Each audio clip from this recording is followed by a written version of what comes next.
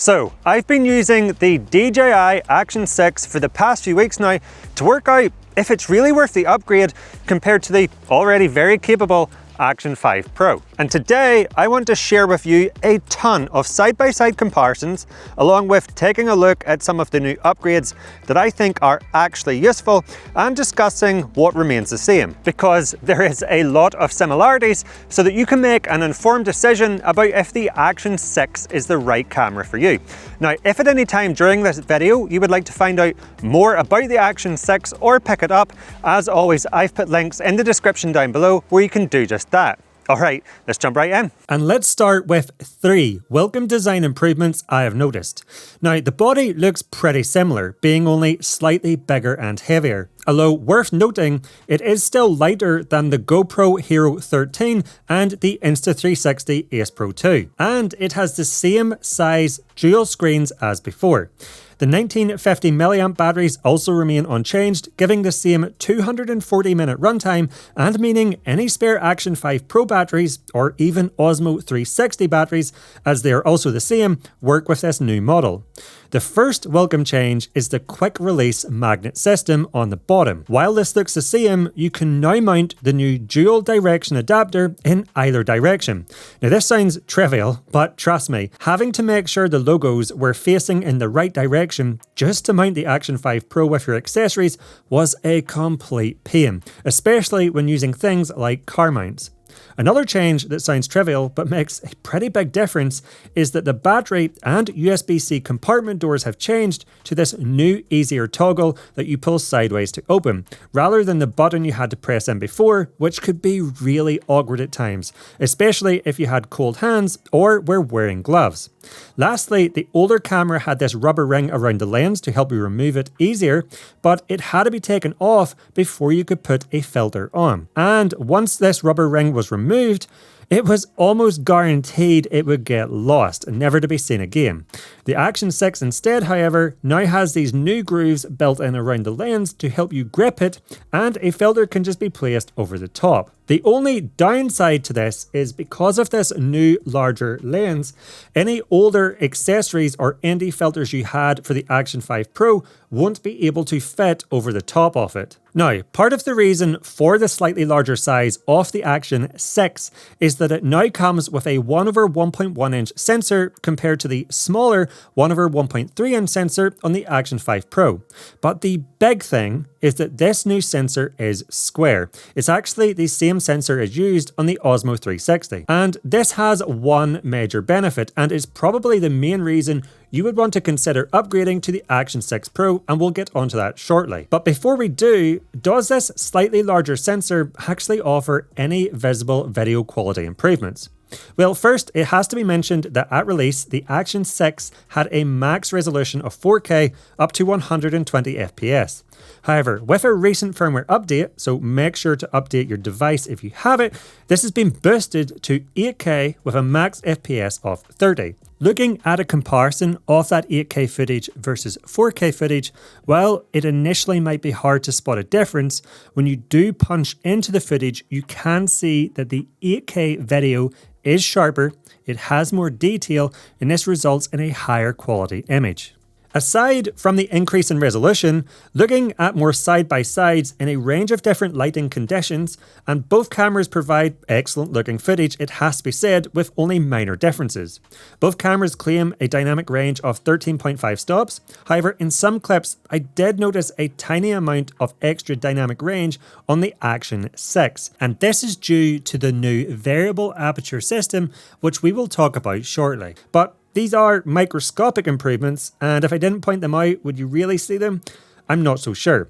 I have also noticed that the Action 6 does tend to expose ever so slightly brighter when using auto settings compared to the Action 5 Pro, so again, that is something you will notice in your footage. And just like before, we get access to D-Log M, which is a flatter color profile, better preserving highlights and shadows, giving you a higher dynamic range once color graded. One thing you will notice though, is that thanks to the much larger color temperature sensor on the front, you will consistently see it choose better and more natural white balance settings when in auto, especially when looking at skin tones, and it doesn't struggle as much when there's lots of foliage or coloured lights in your scene. Now, the first big benefit of this new sensor is a feature we are currently seeing DJI roll out to some of their older devices, such as the Pocket 3 through firmware updates, and newer devices such as the Mini 5 Pro, and that is 2x lossless zoom.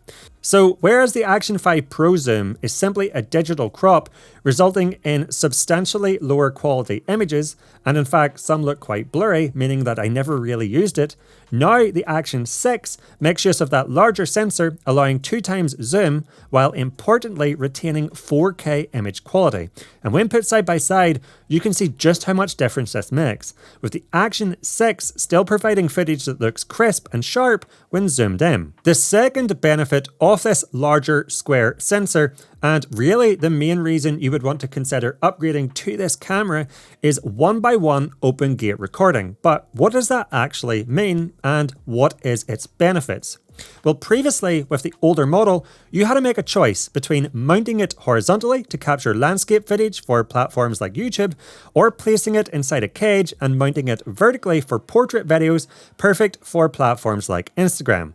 If you instead just captured horizontal footage, but later wanted to create a vertical version, you would have to do a crop after the fact, resulting in a loss of image quality. Now, however, when you tap this icon at the top of the resolution and FPS settings menu, you can select this new custom mode. And now, when you hit record, the image will be captured using the full 3840 by 3840 pixel size of the custom square sensor. This means that from this one image, you can then crop either a horizontal or vertical clip while retaining lossless 4K quality in both. This removes the need for vertical mounting and gives you much more flexibility in how you use the footage once captured.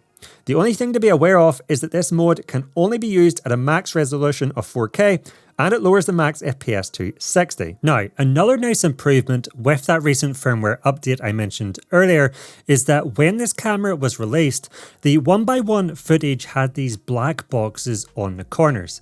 This meant that if you wanted to use that extra verticality of the square video to reframe your subject up or down, you couldn't really do that.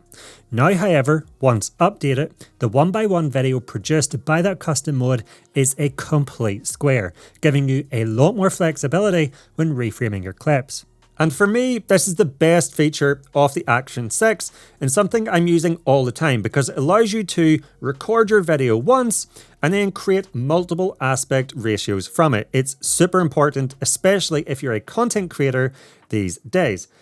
Something that is interesting is that because of this 1x1 open gate recording mode, unlike the previous models, the Action 6 does not come with a cage, so you cannot mount it vertically. Now, just quickly before moving on, if you're getting value from this video, please let me know by giving me the thumbs up and clicking that like button down below. And if you love all things action cameras, but also drones, 360 cameras, gimbals and more, and want to learn about the best settings to get up and running quickly, along with tips and tricks to help you get more cinematic videos and better looking images with your gear, then please consider clicking that subscribe button down below. And when you're down there, be sure to check the notification bell so that you will be alerted when my new videos are released. It would be greatly appreciated. Now, when it comes to filming at night, this new 1x1 custom recording mode is unfortunately not available when using that dedicated super night mode.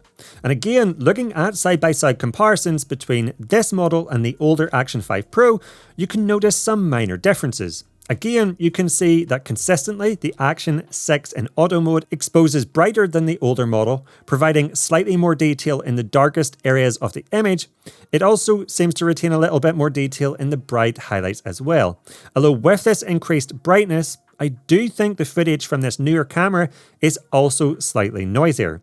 Also, when moving around, there is less micro jitters visible in the footage, which are common in low light when the electronic image stabilization starts to struggle. Also worth noting that when you use this super night mode, you do lose access to that 8K resolution. The highest you can record in is 4K 60 FPS. Now, the main reason for these low light improvements is the new variable aperture system. So the Action 5 Pro had a fixed aperture of f2.8, and if you don't know what that means, aperture is the size of the camera opening which allows light in. So the lower that number goes, the larger that opening, the more light that comes in, and the better low light performance we get.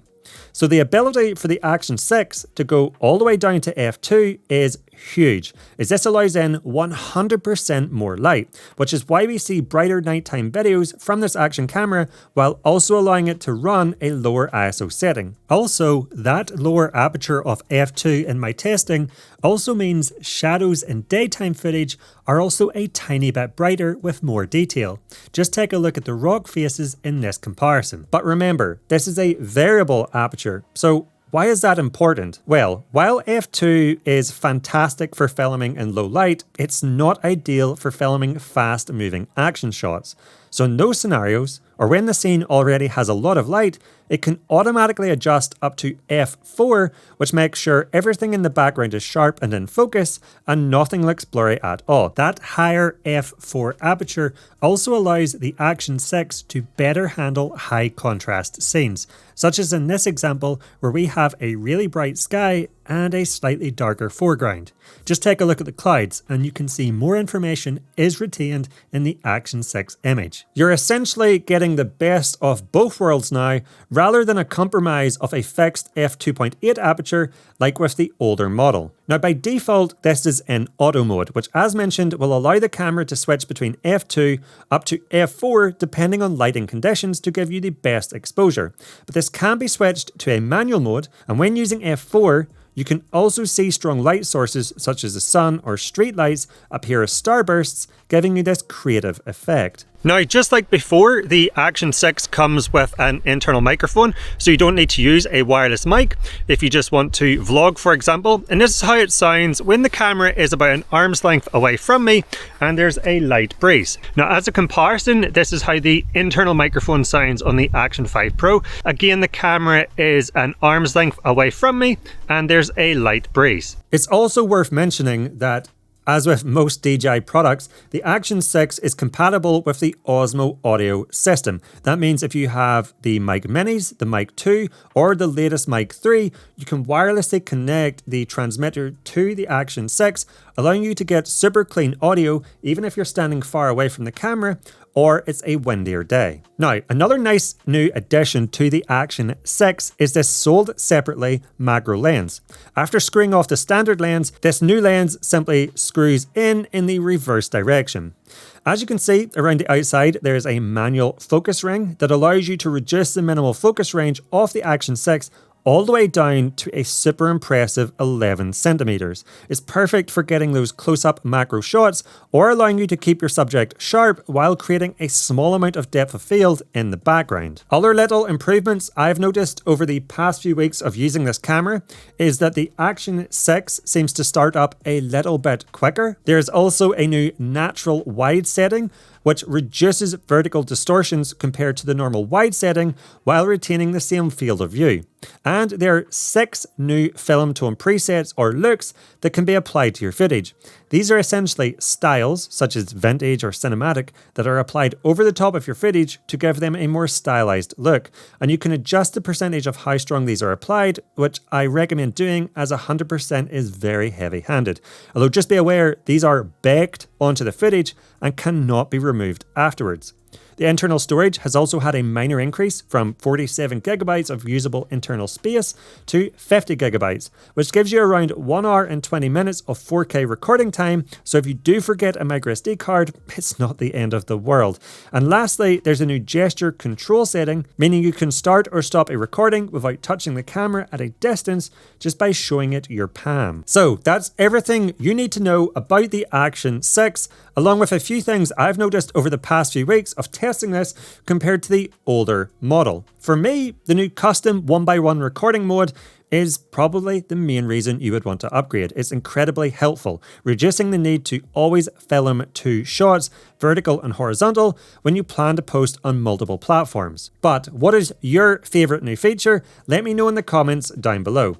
And just before you go, if you have liked this video and learned something new, please let me know by giving me the thumbs up and clicking that like button down below. And if you love all things action cameras, but also drones, gimbals, 360 cameras and more, and want to learn things like the best settings to get up and running quickly, and tips and tricks to help you get better looking images and more cinematic footage from your camera gear, then I recommend you check out my channel where I have a ton of other content to help you level up your game. If you don't want to miss any of my upcoming videos, then please remember to click that subscribe button down below, and when you're down there, be sure to check the notification bell so that you will be alerted when my new videos are released. It would be greatly appreciated. And if you want to stick around and watch a few more now, here's a few I personally recommend. I'll not keep you back any further. Thank you so much for watching. I'll catch you over there.